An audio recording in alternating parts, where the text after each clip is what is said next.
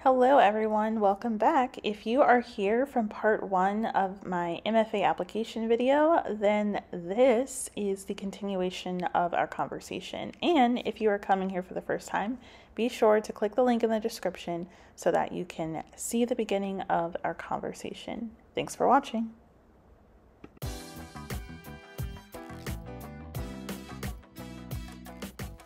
Okay, so the actual work. Over the course of time, I did a lot of different online workshops.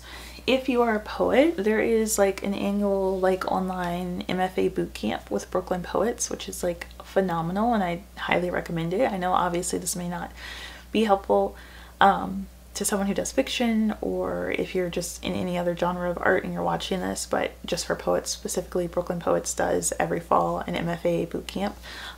It's about 8 weeks, and it takes you through every week you have to work on something like your statement, your letters, your list of where you're applying, your portfolio, that kind of thing.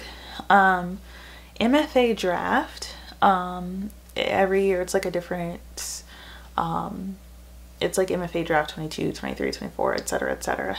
And that's a really great group of people who are all applying to the MFA programs in creative writing, as well as some who are applying to PhDs and stuff. There may or may not be other Facebook groups for those who are in music or film or visual arts. I'm not sure, but for creative writing in particular, there's an MFA draft group. I highly recommend that you join that. Even if you're not you don't have to be a Facebook person, you just need a page and you need to join, because everything happens there. All of the questions are there, and there's support groups and people come together and workshop each other's work and those kinds of things. Another reason to join draft if you are a creative writer is because you get to talk to people who go to certain programs, and I think it's really helpful to get a chance to chat with people at different programs and think through the program structure and maybe just the living environments and all of those things. So I say all of that to say that I do think it's helpful to get a couple of eyes on your work. I think I got that plenty of times, and that helped me to just kind of think through some changes that I wanted to make, and I read over it and formatted it a million times and a million times and a million times. It was a little bit of double work for me because I do write across genre, and so I applied in poetry and fiction to some programs. I applied cross-disciplinary in some where I was sending both, and then in some places I just sent one or the other. So I kind of had a little bit of double work because I had two portfolios, two writing samples that I was getting together. But yeah, whatever your work is, whatever your art is, make sure you're sending your absolute best. Don't try to strategize too much oh, I heard they like this kind of work, or I'm gonna send this because it's shorter, or I'm sending this because it's longer. Don't do that. Send your absolute best. If it's 3 short stories, if it's longer prose poems, if it it does not matter. Yes, there are some programs where you might hear that they're maybe more partial to certain types of work, or they work really well with students who do certain types of work, but it doesn't matter. You need to be yourself, and you need to send the work that is absolute best. Don't send something that you just wrote. Every time you write something, it's new and it's builds upon what you've already learned, so we kind of tend to think that something's better because it's newer, but no, really write send the things that are polished, that have been thought through, that have been revised several times, and rest on that, because they do want to see your best work.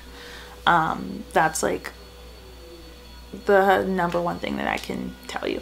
When you are applying to a creative writing MFA, there is full res and low res. So full res, full residency, is your traditional idea of graduate school. You live in the city where the school is, you go to classes in person, and you might TA there, you live there, you work there, all of those things.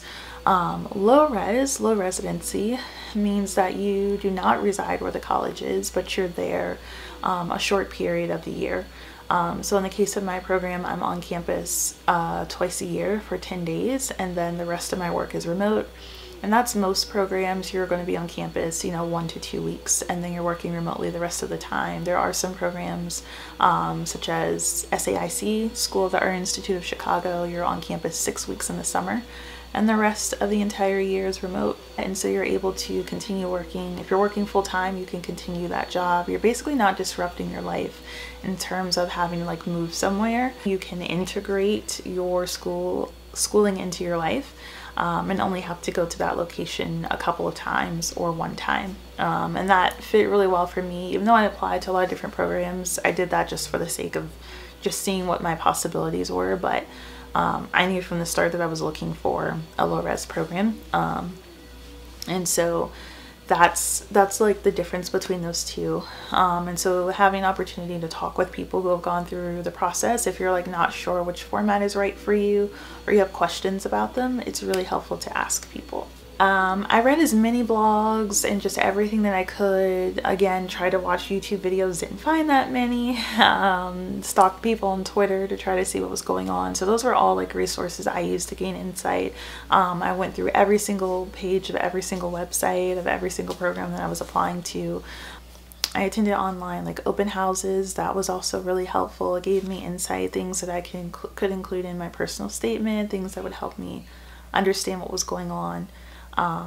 And then I asked questions of the administration. So whether it was emails, I did Zoom calls at SAIC. Not only was that helpful in terms of obviously just getting questions answered, it was really nice to see how helpful and generous people would be. There were some places where I asked a question and I didn't really like the tone and the vibe of the person who responded, and that said a lot about me probably not being happy at that program versus other places where admin and faculty were like super nice, very helpful, eager to sit down and answer questions and those kinds of things. So even if you feel like you don't have questions or you know things, don't be afraid to reach out and ask, just because that helps you to feel out the tone of the people who work within that program. Last but not least, I love a good spreadsheet.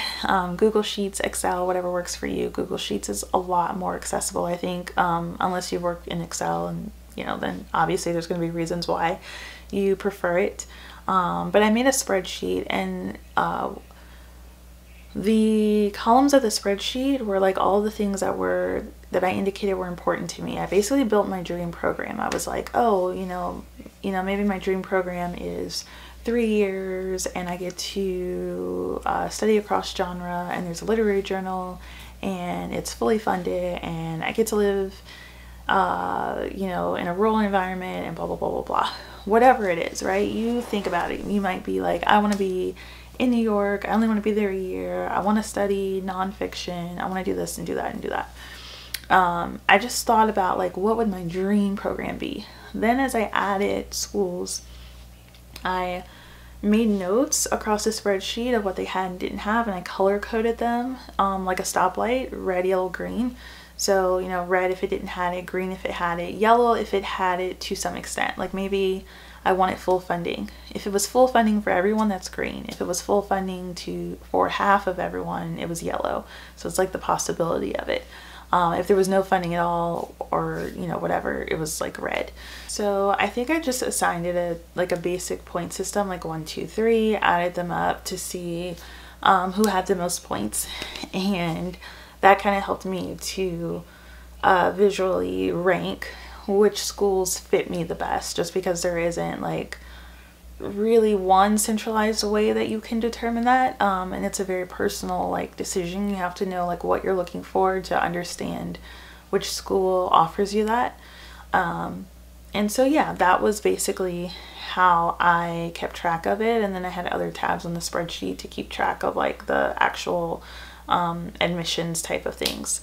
I do have a link to the resources if you would like to use that spreadsheet, and it's in the description box below.